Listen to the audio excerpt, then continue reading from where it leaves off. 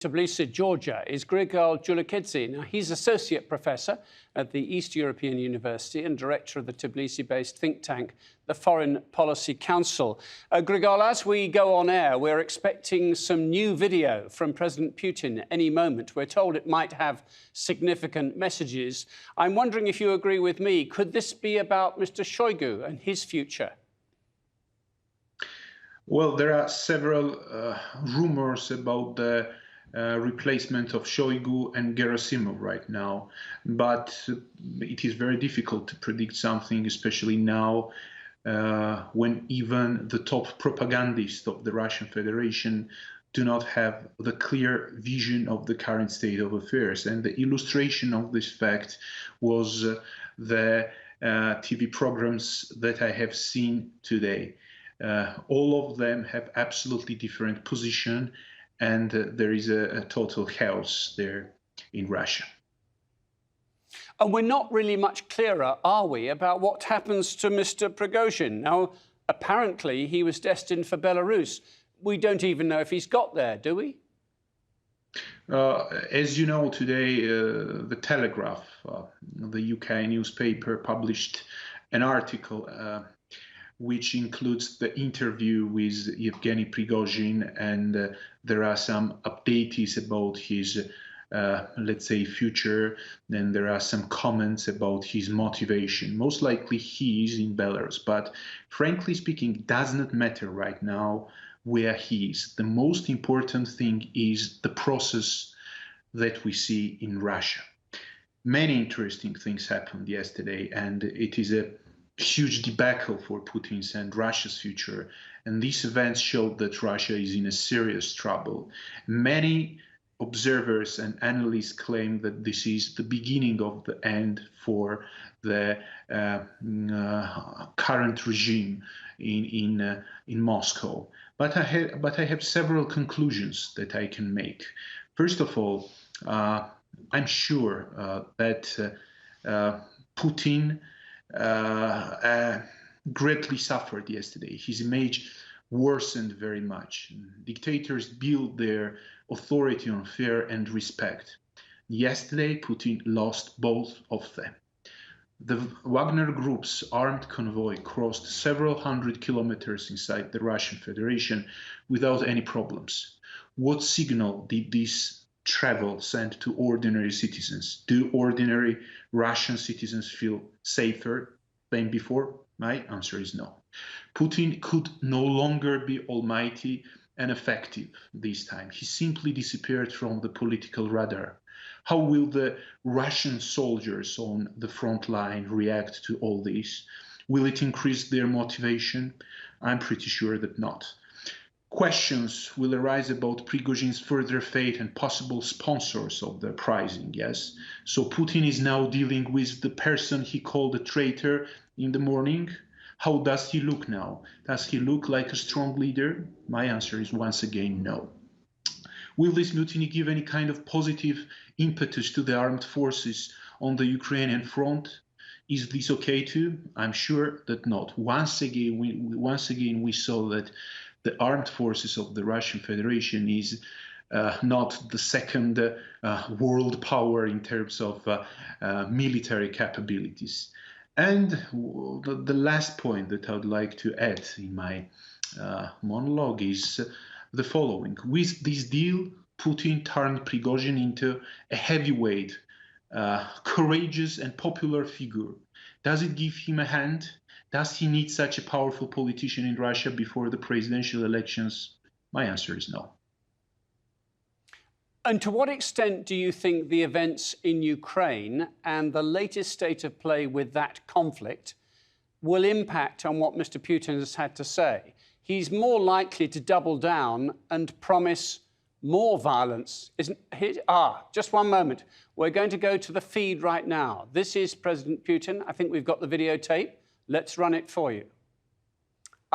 OK, we will go there in just a moment or two. This is previous pictures we're running for you now of another occasion with Mr. Putin just studying latest armaments. But I think the tape replay. We know this is not going to be live when it happens. It's some remarks that he has recorded onto videotape, and we'll be able to play that tape for you. But Grigol Julukhidze, stay with us if you will. And let me just make the point, if I may, about the war in Ukraine. Much criticism, not least from the Wagner group, not least from Prigozhin, about the way that conflict is being prosecuted. Could it be an update that we'll get from Mr. Putin about that matter too? Well, the position of the Russian Federation is clear, especially the position of the... Right, I do beg your pardon, Grigol. We're going to jump across now, and here is President Putin speaking some moments ago. Let's listen. Устроить внутреннюю смуту обречены на провал. Повторю, была проявлена высочайшая консолидация общества, исполнительной и законодательной власти на всех уровнях. Эта гражданская солидарность показала, что любой шантаж, попытки устроить внутреннюю смуту обречены на провал. Повторю, была проявлена высочайшая консолидация общества. We have shown supreme consolidation society and executive authorities of all levels a firm and clear position of support for the constitutional order was taken by civil organizations, religious faiths, and leading political parties. Practically all Russian society, everyone, were united by their sense of responsibility for the fate of the country. Since the very beginning of these events, all the necessary decisions to neutralize the threat were taken and to protect the constitutional order, lives and safety of our citizens. The armed mutiny would have been suppressed in any case. Despite the loss of reason, the participants could not understand that, including the fact that they engaged in criminal actions, splitting apart the country, which is now facing colossal external threats and pressures. When our comrades are dying at the front lines, holding on whatever the cost. But the mutineers betrayed their country, their people, and they betrayed those who they dragged into this affair, who they pushed to shoot at their comrades. It is this fratricide that the new Nazis in Kiev and their Western masters wanted to see, and the various traitors as well. They wanted to see Russian soldiers kill each other. They wanted to see Russian servicemen and civilians die. I was just saying, I wondered to whom that address, with so many items unanswered, to whom do you think it was really addressed, that message we listened to together? To the population and, first of all, to the ruling elite. But one thing in case of Russians is absolutely clear. They don't like excuses. They love, adore strong leaders, strong tsars. The weakness, this is the word that comes to my mind while watching the statement of Putin. I have never seen such weak Putin over the past 20 years. And this is the attempt to somehow save his face after the events that happened yesterday and the day before yesterday. That's why his words and his statement does not seem to be strong, and the vast majority of Russians right now, I'm pretty sure, somehow understand that something is going wrong.